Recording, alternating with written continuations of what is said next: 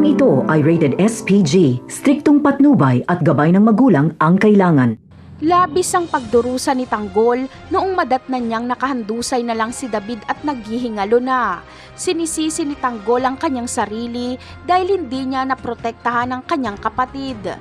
Galit na galit si Tanggol at gusto niyang habulin si Miguelito.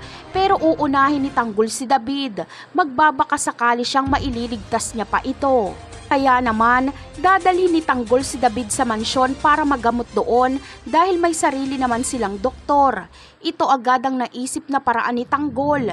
Tinotoo nga ni David ang sinabi niyang proprotektahan niya si Tanggol dahil ang patibong ni Miguelito ay para sana kay Tanggol pero si David ang pumasok.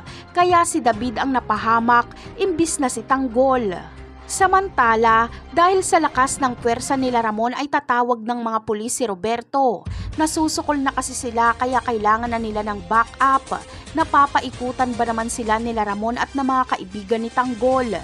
Pero sa pagdating ng kapulisan ay mababaling ang atensyon nila Ramon. Haharapin nila ang mga kapulisan at magkakaroon ng pagkakataon sila Roberto na makatakas. Dito nahuhupa ang bakbakan dahil aatras na rin sila Ramon at ang mga kaibigan ni Tanggol.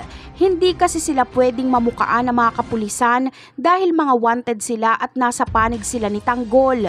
Makakasira ito sa imahe ni Tanggol dahil lalabas na nagkakanlong si Tanggol na mga kriminal. Buhay pa rin ang mga gerero pero magdudulot ito sa kanila ng matinding takot dahil kung hindi dumating ang kapulisan ay siguradong patay na sila. Kahit ibinuhos na ng mga gerero ang buong puwersa nila ay talo pa rin sila. Kaya ang ipanlalaban na lang ni Roberto sa mga Montenegro ay ang mga kapulisan. Dito na ipapasugod ni Roberto sa mga pulisang mansyon ng mga Montenegro. Napakarami pa nating dapat abangan sa mga susunod na episode. Paalam!